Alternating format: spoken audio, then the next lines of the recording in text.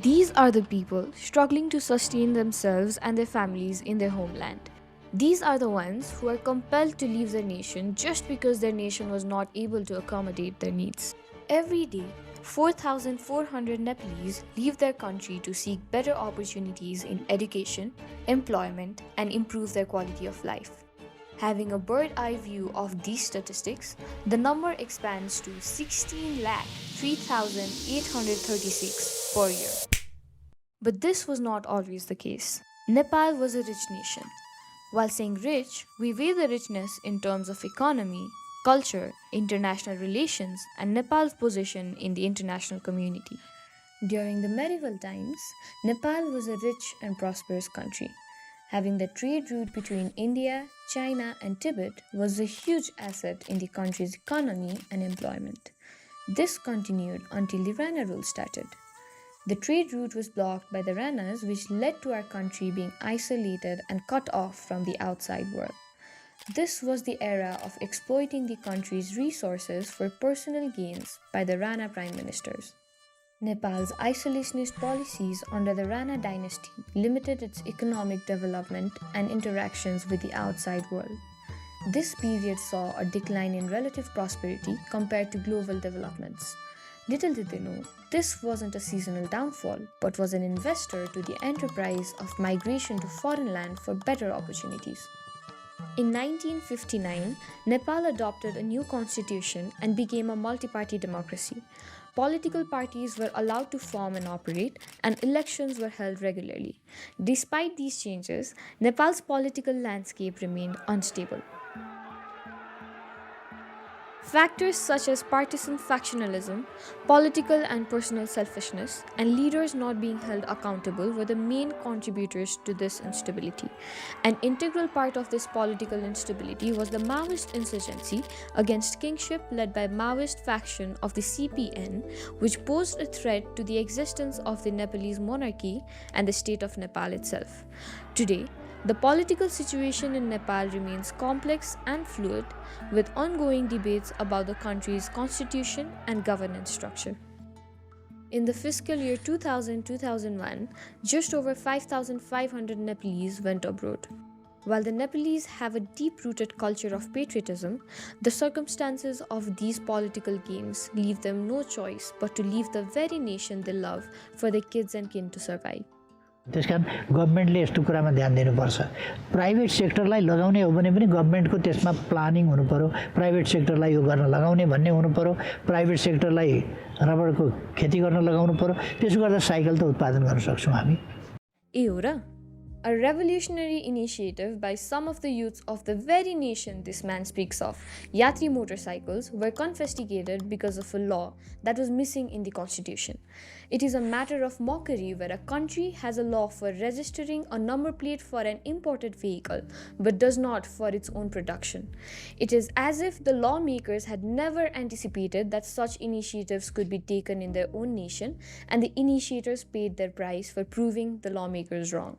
नाम असिम पाण्डे म चाहिँ यात्री मोटरसाइकल्सको फाउन्डर गएको 6 years देखि चाहिँ हामीहरू यहाँ इलेक्ट्रिक मोबिलिटी र इकोसिस्टमको कामहरू गर्दैछौँ so I think one of the biggest challenge भनेको नै जुन ब्युरोक्रेटिक एउटा इस्युले गर्दाखेरि हामी अलमोस्ट ओभर अ इयरसम्म आफ्नो काम नै रोकेर त्यसैमा लाग्नु परेको थियो I think I would recall that as one of the biggest challenge so far so actual problem define गर्नु पर्दाखेरि चाहिँ अब एज अ ले पर्सन बाहिरबाट हेर्नु पर्दाखेरि यात्री मोटरसाइकल्सले नम्बर प्लेट पाएन भन्ने कुरा छ होइन अब त्यो सर्फेस लेभलमा ठिकै हो त्यो कुरा तर त्यसको भनौँ न रुट कज हेर्ने हो भने चाहिँ लाइक पोलिसीमै कहाँनिर गएर चाहिँ ग्याप भयो होइन सो नेपालमा चाहिँ लोकली म्यानुफ्याक्चर भएर एउटा प्रडक्ट चाहिँ हुन्छ नि अटोमोटिभ प्रडक्ट चाहिँ बन्दैन भन्ने एक्सपेक्टेसनमै बनेको पोलिसीहरूले गर्दाखेरि चाहिँ त्यो इस्युज चाहिँ क्रिएट भएको थियो अब त्यसमा अलिकति अझ डिटेलमा डाइभ गर्नु पर्दाखेरि चाहिँ हरेक भेहिकलको एउटा आइडेन्टिफिकेसन नम्बर हुन्छ जसलाई चाहिँ भेन भन्छ होइन भेहिकल आइडेन्टिफिकेसन नम्बर अब त्यो भेन भन्ने कुरा चाहिँ एकदमै सेन्सिटिभ कुरा हो होइन अभियसली यसमा धेरै कुराहरू जोडिएको हुन्छन् त्यसले गर्दाखेरि चाहिँ जो पाए त्यही अथोरिटीले एउटा भेन क्रिएट गर्न पनि पाउँदैन, त्यसको एउटा फिक्स प्रोसेस पनि हुन्छ। अब हामीहरूले चाहिँ त्यो सबै प्रोसेसहरू पुरा गरेर हामीहरूले भेन भनौँ न आफ्नो च्यासीलाई भेन दिन सक्ने एउटा लाइसेन्सहरू लिएर सबै कुरा प्रक्रियाहरू पुरा गरिसकेपछि चाहिँ हामीहरूले के चाहिँ थाहा पायौँ भन्दाखेरि चाहिँ त्यो भेनलाई नै पनि हाम्रो नेपालको जुन डिपार्टमेन्ट अफ ट्रान्सपोर्ट म्यानेजमेन्ट छ त्यो भेन चाहिँ उहाँहरूले एक्सेप्ट गरिदिनु भएन, किनकि अहिलेसम्म बनिआएको नियमअनुसार चाहिँ त्यो भेन भनेको चाहिँ नेपालको इम्पोर्ट डकुमेन्टमा जुन छ त्योलाई चाहिँ रेफरेन्स गरेर सोर्स डकुमेन्ट चाहिँ हाम्रो गभर्मेन्टको इम्पोर्ट डकुमेन्ट चाहिँ हुन्थ्यो। तर यसमा त अब सोर्स डकुमेन्टमै त्यो भएन, किनकि यो त हामीहरूको यहीँ यो फ्याक्ट्रीबाट बनेको च्यासी हामीहरूले आफूले प्रिन्ट गरिरहेको थियौँ। सो त्यसले गर्दाखेरि यात्रीको इन्टर्नल डकुमेन्टलाई चाहिँ डिओटिएमले चाहिँ एक्सेप्ट गरेन। So that was the issue. अनि त्यसलाई चाहिँ हामीहरूको एउटा लामो प्रयासपछि र with the help of a lot of people हामीहरूले चाहिँ त्यहाँ यो भनौँ न यो नियम चाहिँ हामीहरूले लागू गर्न सफल भयौँ। Yatri motorcycle, which received a huge amount of support and success, was brought down at one point by the nation. How could the aspiring initiators with no such platforms possibly count on the policies for the blood and sweat to survive here? नेपालमा चाहिँ यस्तो भयो, हामीहरूको चाहिँ अहिले standing order लगभग 200वटा युनिट्सको छ। त्यसमा हामीहरूले 85 वटा डेलिभर गर्दा गर्दै रोक्दियो क्या हाम्रो चाहिँ। सो 85 पछि बाँकी जो अझै कुरेर बसिरहेछ, इट्स अनफर्चुनेट, तर अझै नै कुरेर बसिरहेछ उहाँहरू। We try to give them their money back, होइन थोरै थियो डाउन पेमेन्ट, तर दे वर सो सपोर्टिभ कि होइन यो राख्नुहोस्, हामीलाई जहिले सुरु गर्नुहुन्छ तपाईँहरूले तहिले भनेर चाहिँ। सो अलमोस्ट 200 युनिट्स चाहिँ अब भनौँ न अर्डरमा छ, 85 वटा चाहिँ अन द रोड छ अहिले। Business loans in Nepal soars high, proudly with the interest rate of 10 to 18%. It is as if the profits earned are all spent on getting over the loans they once took when in need. In a country where the success rate of a startup is less than 10%, a country whose laws are contradicting to the efforts made by the youths, a country which makes it frustrating to even try, why would anyone even want to initiate such ventures? This is when they seek foreign aid. When their own nation doesn't give back, they seek such validation from the foreign nation, even though it means them surrendering their dreams. For the sake of survival, they move to the unknown land. Now, the question remains, what about the ones needing employment? What about the ones who do not want to start something of their own? Well, there's still an option. The great Lok Seva Ayog, the institution responsible for flourishing the futures of thousands of individuals. This is the only governmental institution that provides reliable job in the Nepalese market. The success rate of getting into Lok Seva Ayog exams can vary widely depending on the competition for specific positions. Generally, the success rate can be quite competitive due to the popularity and benefits associated with government jobs in Nepal. Not just this, Nepal grapples with an unstable job market characterized by persistent challenges across various sectors.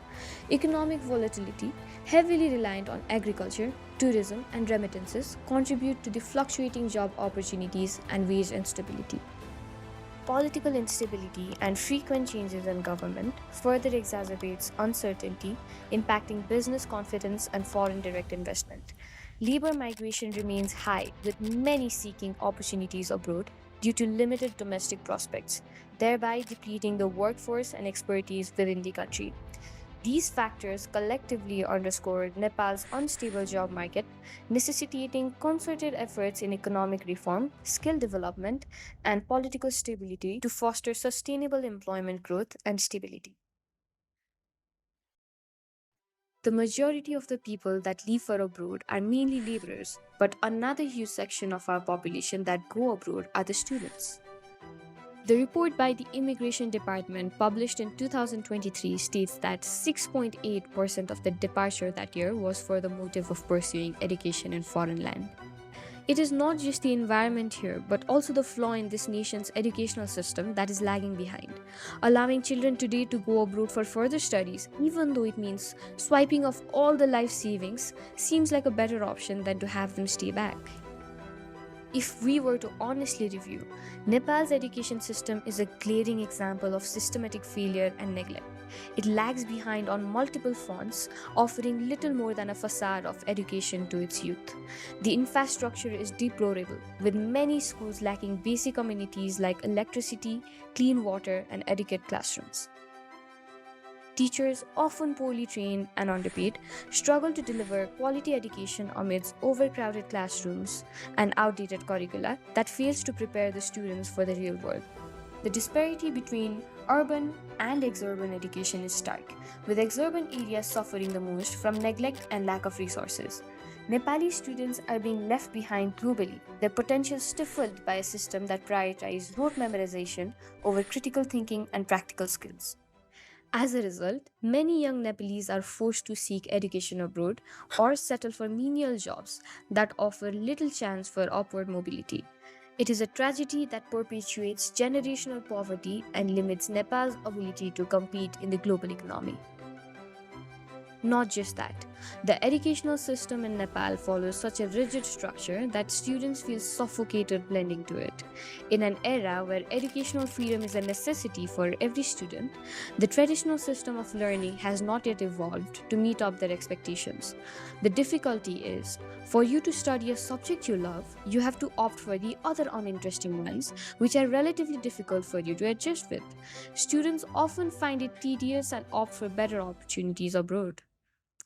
मेरो नाम चाहिँ ओसिन पाण्डे हो म यहाँ बच्चैदेखि काठमाडौँमै बसिरहेको छु so basically what happened is I was studying in Saint Xavier's Maitighar +2 science bio लिएर and the number one thing what happened is there were so many subjects, so physics, chemistry, bio, maths, सबै like जुन IB को higher level को हो त्यो सबै एकैचोटि थियो अनि I found it very difficult because I enjoyed bio but I didn't like physics and maths and chemistry, so I was not त्यस्तो धेरै maths person. I never liked maths 10 मा अनि पहिला पनि yeah अनि त्यसपछि त्यस्तो पढ्नु पर्दा त अनि कस्तो झ्याउ लाग्न थाल्यो अनि के गर्ने भयो अब it's not that I couldn't do it but like unnecessary struggle जस्तो भयो थियो because I've always been a good student अनि I was not sure if I could do good if I take subjects like that. And then I found out about UWC through a senior who's studying there.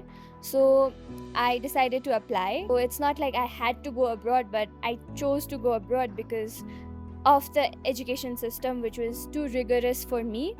And it was something I'm not passionate about. So if I chose to study psychology, it would be a non-science subject. And I could not really mix the two combos that I'm doing right now, Uta, in India. So IB ma chahi I could choose. What I'm doing right now is I'm choosing bio plus psychology and the other subjects that I'm interested in, like philosophy and global politics and all of that. So it was a various range of subjects that I could choose from and not stick to a particular stream like science or non-science huncha jasari yaha Nepalma. So yeah, I think that was the main reason that I decided to study abroad. The variety in subject is just on paper. At the end of the day, you go for the traditional method of science or management in Nepal. The students have no clue about the elective subjects like psychology, gender studies, hotel management, neuropathy, dance, marketing, constitutional laws, and many more in the list. Even if the students do study these combinations, the Nepalese market is not ready to provide them with credible job market. If they do not have a secure future with it, if the country does not have the capability to withstand their educational background, why keep it as an option? Why keep it on papers only? NEB's system is a perfect example of how extracurricular activities are grossly neglected and treated as an afterthought. While the emphasis remains steadfastly fixed on a rote memorization and outdated curriculum, students are deprived of opportunities that foster creativity, critical thinking, and holistic development. Extracurricular activities, supposedly meant to nurture talents in arts, sports, and leadership, are relegated to more token gestures, often poorly funded and lacking in resources. As a result, students are denied the chance to explore their interests, develop essential life skills, and grow into well rounded individuals. It is a tragic oversight that perpetuates one dimensional approach to education, leaving young Nepalese ill prepared for the complexities of modern life and global competition. Plus टूमा चाहिँ त्यस्तो धेरै एक्टिभिटिजहरू पनि हुँदैन अनि आइबीमा CAS भन्ने हुन्छ so it's like you get to spend certain hours compulsory mandatory भएर like in service and creativity and activity so त्यसरी चाहिँ the way it develops a person is so much more efficient and useful than what plus 2 science does to you, because what we have to do Nepali education system is basically rot memory. So you have to know something, you understand it, and then you memorize it. If you don't memorize it, you are not able to completely like ramrari lekhna sakena bhane, and then you don't get the grades. So even if you have understood something, you have the need to memorize something. For bio, that is what I experienced. But now IB ko education ma you have to memorize it, but that's not like the main thing that you should do. It's like they ask you questions that is interpretation of your understanding. So I've understood a concept and they don't ask me the straight answer like what is photosynthesis. They ask me how is photosynthesis used in plants. So like the way they ask the questions and exam style and study ko process is everything is so much different from Nepal education system, and I feel like it helps me grow more as a person academically and personally pani kinabhane it challenges you, but challenges you in a good way rather than making you like so stressed about everything you don't want to be stressed about. Nepal's education system has a notable imbalance, churning out an excess of engineers and doctors while neglecting creative fields that are equally crucial for a balanced and innovative society. This skewed focus reflects a deep-seated preference for traditional professions perceived as secure and prestigious. It is a system undermining the importance of arts, humanities, and creative industries. This results to talented individuals with artistic inclinations or entrepreneurial aspirations often being marginalized, their potential stifled by a system that fails to foster creativity and innovation. This imbalance not only limits cultural enrichment, but also hampers economic diversification and societal progress. In all honesty, it is a situation of nothingness, not because nothing is being done, but because nothing is being done effectively. Government has introduced multiple schemes for the students for easy access to education. There's a system of banks providing students loans, which is not much heard of, but is a good scheme. जाने बेलामा शैक्षिक कर्जाहरूदेखि लिएर वैदेशिक रोजगारी कर्जाहरूदेखि लिएर विभिन्न किसिमका कर्जाहरू उनीहरूको क्षमता र आय अनुसार के प्रयोजनको लागि जाने हो त्यो चाहिँ ब्याङ्कले उपलब्ध गराइरहेछ सबै ब्याङ्कहरूले गराउँछन् पनि र आवश्यकता अनुसार र त्योभन्दा बढी चाहिँ गर्न सक्दैन उहाँहरूको अपेक्षा अनुसार चाहिँ गर्न सकिँदैन यस्तो छ नेपालमा पनि अब यस्तो छ विभिन्न ब्याङ्क तथा वित्तीय संस्थाहरू अनुसार फरक छ किनभने जस्तो हाम्रोमा कुरा गर्नुहुन्छ भने राष्ट्रिय वाणिज्य ब्याङ्कको हकमा भनौँ डाक्टर पढ्नलाई मिनिमम 3 वर्ष 5 वर्ष लाग्ला उहाँहरूलाई 5 वर्षसम्म रिपेमेन्ट गर्न नपर्ने गरी र ब्याज मात्रै तिर्ने गरी बाबुआमाको आयको आधारमा ब्याज तिर्ने तर रिपेमेन्ट चाहिँ नगर्ने रिपेमेन्ट उसले पढेर सकेपछि जागिर खाइसकेपछि गर्ने शर्तमा केही अवधिहरू ग्याप दिइन्छ उसलाई र त्यो अवधि पुरा भइसकेपछि भने किस्ताहरू तिर्नुपर्छ त्यो फ्यासिलिटी पनि छ नेपालमा र विदेश पढ्न जाने नेपाल पढ्नेहरूको लागि कलेजको बिल अनुसारको पेमेन्टहरू गर्ने गरी शैक्षिक कर्जाहरू चाहिँ स्वीकृत हुन्छ गइरहेको पनि छ. Even though there are efforts, there is no implementation. For instance, in the year 2000-2001, there was a budget drafted to stop the youth from going abroad. But contradictory to the expectations, the most number of youths left Nepal for education and employment that year. In the year 2022, Nepal government had announced it had stopped issuing no objection certificates, NOC, in respect of diploma, advanced diploma and language courses, reserving the certificates only for bachelor and higher degree programs. This acted like an imposing act against the students wishing to opt quality education from an early stage of life. This act did stop them from leaving the nation for a couple of years, but now they were sure about leaving the nation. This was as if the students have no rights to make decision for their future.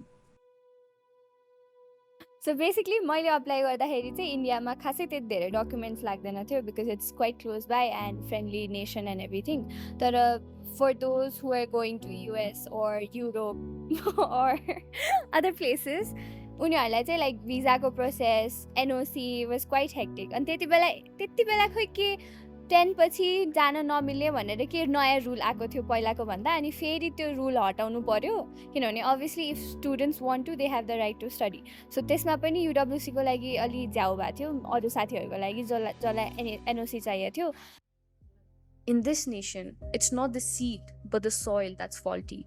We have extraordinary talents and capabilities, but there is no system to regulate and give it a space to grow. If the government were to treat investing in education as investing for higher returns, the system would have reduced the migration rate by a huge mark. अनि नेपालमा यो system पनि गलत छ क्या तपाईँको कहीँ जागिर पाइएन कतै केही भएन भने लास्टमा चाहिँ टिचिङ गर्न जाने भनिन्छ नि प्राइभेट स्कुलमा टिचिङ गर्नलाई लाइसेन्स इक्जामहरू छैन नि छैन नि हुनु पर्थ्यो नि मलाई अब केही काम लागेन म चारैतिर नालायक भयो भनेपछि पढाउने हो र होइन नि त्यो त पढाउनु भनेको त सबभन्दा ठुलो काम हो होइन तपाईँको बच्चैदेखि त्यो मान्छेलाई ग्रोथमा एउटा सहायता प्रदान गर्ने टिचर जस्तो चिज टाइम पास गर्न जाने त होइन नि This is another important issue to be addressed. There is this constant thinking in the majority of the individual minds. केही गर्न नसके मास्टर बनाउला नि कसलाई के मतलब होइन If a student is the future, a teacher is someone who shapes that future. It is an instrumental responsibility that cannot be neglected. And it should absolutely not be an option sought by the ones who failed in life. If this is how it's going to be, it won't be long for Nepal to be left with abandoned parents struggling in their old age. The integral source of development, qualified manpowers of the nations are to be cherished, not expelled. It is high time to understand and work towards minimizing this. This is the voice of youths. Help us. Help our nation.